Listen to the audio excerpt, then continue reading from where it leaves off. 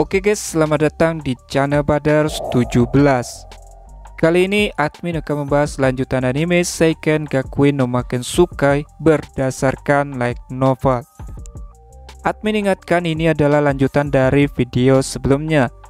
Jadi bagi yang belum menonton pembahasan sebelumnya, silakan ditonton terlebih dahulu.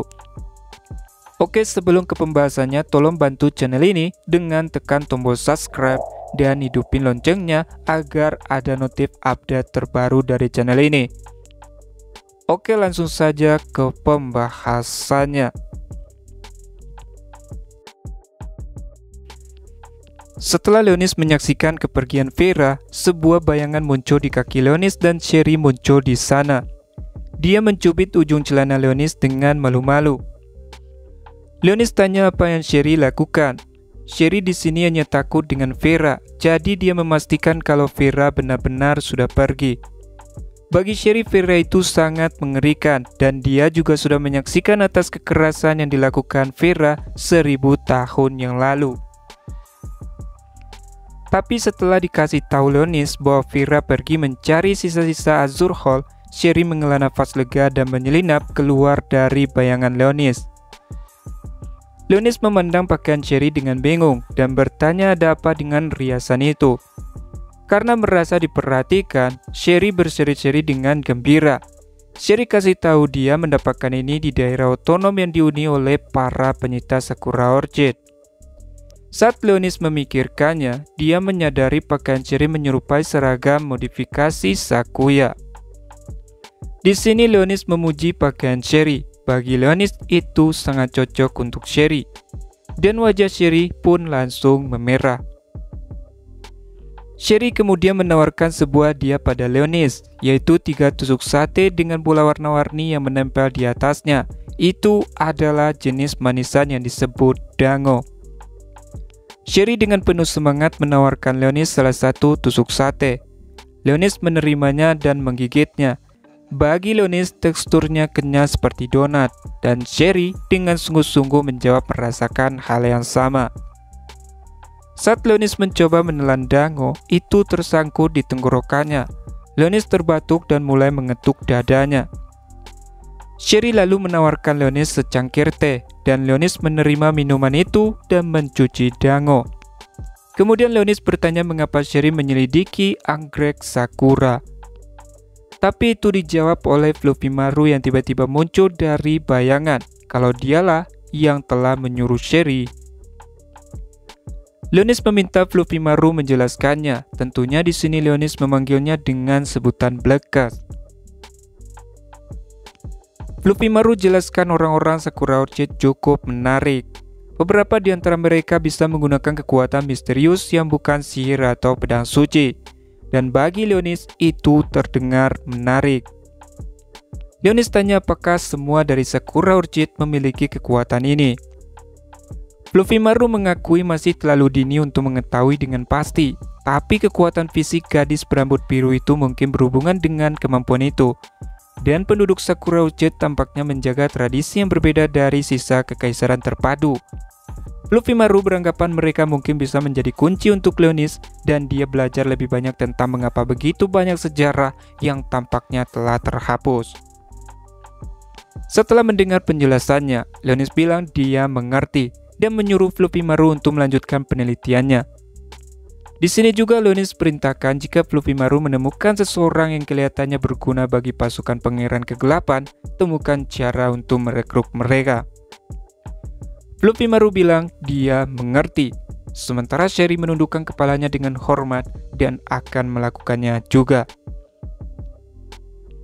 Tiba-tiba, suara Rizelia mulai terdengar dari terminal Leonis. Rizelia kasih tahu Leonis bahwa rapat akan segera dimulai. Suara riang Regina juga menambahkan kalau dia juga sudah membuat sarapan favoritnya Leonis, yaitu nasi omelet. Dengan begitu Leonis buru-buru dan dia menggunakan koridor bayangan untuk kembali ke asrama. Leonis meminta maaf atas keterlambatannya sambil berjalan melewati pintu depan asrama. Saat ini Leonis sudah di ruang rekreasi, di mana piring-piring makanan sarapan berjajar di meja di ruangan itu. Sisa dari Peleton ke-18 sudah duduk. Di sini Rizlia bertanya Leonis di mana, dan Leonis beritahu kalau Vera akan pulang ke kampung halamannya. Jadi Leonis mengantarnya pergi. Mendengar itu Rizlia terkejut karena itu sangat tiba-tiba. Leonis terkejut melihat ekspresinya tampak agak sedih dengan prospek kepergian Vera. Mungkin pertandingan di kolam itu telah menyatukan keduanya, meskipun hanya sedikit. Apalagi Vera sepertinya mengakui kekuatan Rizlia. Kemudian peleton ke-18 memulai pertemuan darurat mereka saat sarapan. Regina di sini seperti biasa menyediakan nasi omelet untuk Leonis. Tapi Leonis jadi risih setelah melihat ada bendera kecil di dalamnya. Leonis protes untuk jangan memperlakukannya seperti anak kecil, lalu mengeluarkan benda kecil itu sebelum memasukkan telur dadarnya. Sambil menyantap makanan, mereka membahas tentang misi pemusnahan HIV. Rizlia mulai menjelaskan dan mengetuk peta di terminalnya untuk menunjukkan tempat itu. Di sini Leonis cukup terkejut setelah tahu lokasinya di hutan kematian dekat hutan miasma. Disitulah reruntuhan nekrozoa. Di reruntuhan itu juga Leonis ditemukan oleh Rizlia dan Regina. Jadi intinya karena skeleton 18 sudah pernah menjelajahinya, jadi mereka juga dipanggil dalam misi ini. Rizlia juga menjelaskan ukuran unit yang akan berpartisipasi dalam operasi dan komposisi pasukan mereka. Rizlia bilang mereka akan menjadi bagian dari kekuatan seukuran perusahaan dan operasi itu dipimpin oleh Liat. Kemudian Rizlia menghadap Elvin dan memintanya untuk menangani pencadangan di pangkalan relay. Namun Elvin menolaknya. Kali ini dia akan berpartisipasi dalam operasi ini di situs. Rizlia menatapnya dengan matanya melebar karena terkejut. Regina dan Sekuya membuat ekspresi serupa. Tampak khawatir, Rizlia dengan lembut memprotes. Tapi Elvin bilang untuk tidak perlu khawatir. Sudah saatnya baginya kembali ke garis depan. Bagi Elvin, terjun ke lapangan adalah satu-satunya agar kemampuan penuh kekuatan pedangnya, sucinya, kembali. Melihat tatapan Elvin yang serius, Rizlia menyetujuinya dan akan meminta Elvin menemani mereka kali ini. Di sisi lain, ada seorang pria yang dirinya merasakan kebangkitan mengerikan lainnya. Tubuhnya terasa berat dan lembab karena keringat dingin. Dia mengalami banyak mimpi sejak hari itu, dan penyesalannya tidak pernah pudar. Setelah peletonnya bubar menyusul kegagalannya melindungi mereka, dia menghabiskan setiap saat untuk melawan Void sebagai tentang hukuman yang pantas. Dia bekerja untuk mengembangkan pedang sucinya dan mendapatkan lebih banyak kekuatan. Kemudian, suatu hari, dia mulai mendengar suara itu di kepalanya, yaitu suara Dewi. Lalu salah seseorang datang melaporkan padanya bahwa mereka sudah siap berangkat. Dan orang itu memanggilnya dengan sebutan Kapten. Dengan begitu, setelah memadamkan api hitam dan cacat yang dihasilkan di telapak tangannya, pria itu bangkit.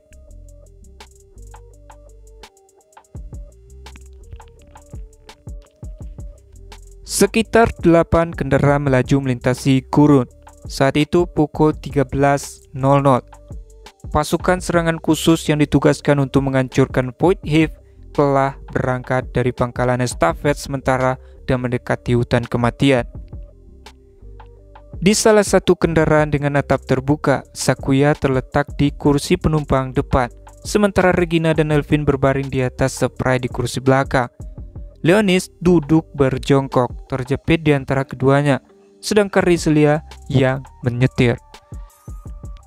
Di sini Regina bertanya apakah Leonis merasa sesak, dan Leonis menjawab kalau dia baik-baik saja. Leonis menundukkan kepalanya untuk menyembunyikan pipinya yang memerah. Rute jalan yang mereka lewati tidak rata dan ditumbuhi bebatuan. Setiap kali kendaraan itu tersentak, bagian atas gadis-gadis itu terlihat bergoyang-goyang di bawah seragam mereka. Elvin kemudian menawarkan Leonis duduk di pangkuannya jika Leonis merasa sesak, dan Leonis menolak.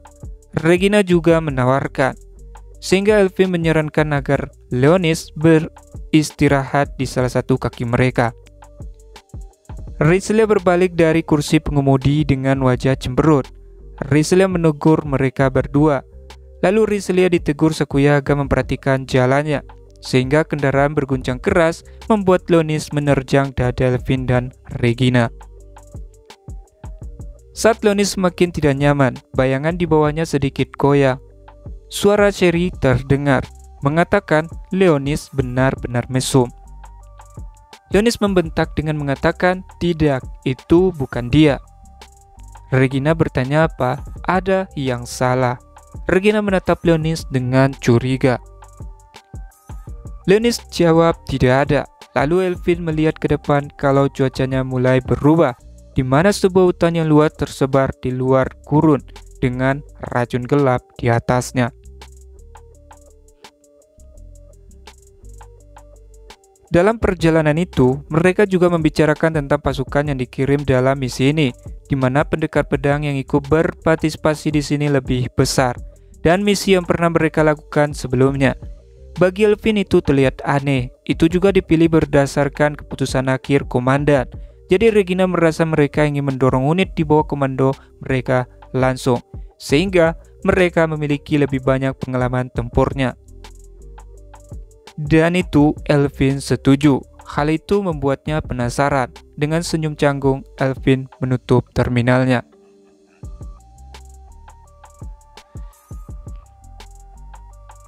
Di bagian terdalam hutan, di mana racun gelap menggantung rendah di udara, ada kuil raksasa yang terbuat dari kuarsa hitam. Itu dibanjiri semak belukar, tempat pemuja sang dewi Retak dan Usang. Dua sosok keluar dari kegelapan. Salah satunya adalah seorang pria tua berkerudung, bertanduk, dan yang lainnya adalah seorang gadis berambut biru mengenakan topeng putih. Mereka adalah Zemen dan yang menemaninya yaitu Setsura. Di sini Setsura bertanya apakah tempat itu bermanfaat bagi mereka. Zemen bilang ini akan baik-baik saja, karena kuil sejati tempat ramalan diberikan terletak jauh di bawah tanah di Necrozoa. Zemen melangkah maju dan menyentuh permukaan altar. Dengan begitu altar terbelah menjadi dua. Pusatnya menjadi gerbang cahaya. Bagi Zemen, ini adalah salah satu sihir yang diciptakan oleh Raja Mayat Hidup yang agung dan perkasa. Zemen merentangkan tangannya untuk menghormati Tuan Necrozoa. Zemen melangkah melalui portal bercahaya. Di luarnya ada gua besar yang menampung danau bawah tanah. Lilin yang disihir untuk membakar salamnya menerangi permukaan air yang tembus cahaya. Saat Setsura melewati gerbang sesaat setelah Zemen, Setsura bertanya apakah ini kuil Dewi. Zemen jelaskan kuil itu ada di bawah danau ini. Lalu Zemen mengangkat tangannya ke atas dan membacakan mantra. Sebuah bola mana terbentuk di tangannya yang menunjukkan penglihatan dari tempat lain. Bola dunia menunjukkan bahwa formasi kendaraan Akademi Excalibur sedang menuju ke hutan kematian. Zemen berkata kalau mereka hanya perlu menunggu pedang iblis pengorbanan berkumpul di sini. Setsura kembali bertanya tentang bagaimana dengan tubuh tersegar Raja Mayat Hidup. Dengan rasa percaya diri, Zemen menjelaskan kalau Lord Leonis seharusnya masih tertidur jauh di dalam Necrozoa. Hanya dia dan Roselia Istar yang bisa membatalkan sihir yang menahannya di sana. Jika kuil diaktifkan dan Dewi memanggilnya, dia akan bangun. Setsura di sini memiliki kekhawatiran kalau Raja Mayat Hidup adalah yang terkuat dari semua pangeran kegelapan. Setsura takut mereka tidak bisa mengendalikannya. Tapi Zemen tegaskan bahwa itu pernah terjadi pada Vera yang dilepaskan dengan cara tidak lengkap. Tapi itu tidak akan terjadi di sini. Zemen mengatakan itu dengan tawa menakutkan. Saat ini, pendekar pedang suci memarkir kendaraan mereka di pintu masuk hutan. Saat Leonis menginjakkan tanahnya, bibirnya melengkung membentuk senyuman. Suasana yang akrab membuatnya senang dan dia menikmati tarikan nafas panjang. Sementara Rizlia dan gadis-gadis lain tampaknya tidak menghargai tempat itu. Kemudian Liat menginstruksikan unit untuk dibagi menjadi 2 kelompok yang masing-masing terdiri dari 3 peleton. Setiap kelompok harus menyelidiki area yang berbeda, dan setelah menemukan Void Hive, mereka harus memberitahu yang lain. Peleton ke-18 akan beroperasi bersama peleton ke-5 Liat dan peleton 26 Silesia Mia. Silesia memegang pedang suci dengan kekuatan penyembuhan yang langka. Di antara kedua kelompok, masing-masing memiliki satu pedang suci dengan kemampuan radar dan satu yang bisa menyembuhkan. Di sini Silesia dengan senyum ramah sambil menjabat tangan Leonis. Silesia menantikan untuk bekerja sama dengan Leonis. Silesia tahu tempat ini menakutkan, tapi Silesia akan melindungi Leonis. Dan Leonis menjawab dengan sopan, berterima kasih pada Silesia meski agak jengkel diperlakukan seperti anak kecil. Tapi di sini Regina kasih tahu Silesia bahwa Leonis itu cukup kuat meskipun penampilannya seperti itu. Dan Regina juga bilang Leonis juga lebih baik dari yang Silesia duga. Silesia di sini cukup terkesan, tapi bagi Silesia bukankah itu terlalu cepat bagi anak berumur 10 tahun? Sehingga hal itu membuat Leonis protes pada Regina. Nah, selama pertukaran itu, Elvin dan pendekar pedang suci lainnya yang cocok untuk pengintaian dan komunikasi diatur untuk menghubungkan pedang suci mereka. Liat berkata mereka akan memulai pencarian mereka segera setelah pedang suci mereka selesai terhubung. Kemudian kelompok Leonis terus melewati pepohonan dengan bola mata penyihir Elvin melayang di depan mereka, tidak menyadari bahwa tanah yang mereka injak penuh dengan kejahatan. Di sini Riselia memegangi tangan Leonis, dan Leonis di sini sedikit risih, tapi Riselia beralasan takut jika Leonis tersesat. Tapi dalam pikiran Leonis berkata baginya tempat ini seperti taman permainan, jadi tidak mungkin dia tersesat. Namun, Leonis membiarkan Riselia sesukanya. Gadis-gadis yang memperhatikan mereka berdua cekikikan. Itu karena bagi mereka Leonis itu sangat imut. Di sini mereka juga menyarankan Leonis untuk lebih menghargai kakak perempuannya, dan Leonis mengangguk. Kemudian, Leonis berbicara pada melalui telepati, yaitu kepada Sherry. Di sini Leonis menugaskan Sherry untuk mengawasi sekitar, karena Sherry itu memiliki indera sangat tajam dibandingkan Leonis. Jadi karena itulah Leonis membawanya bersamanya.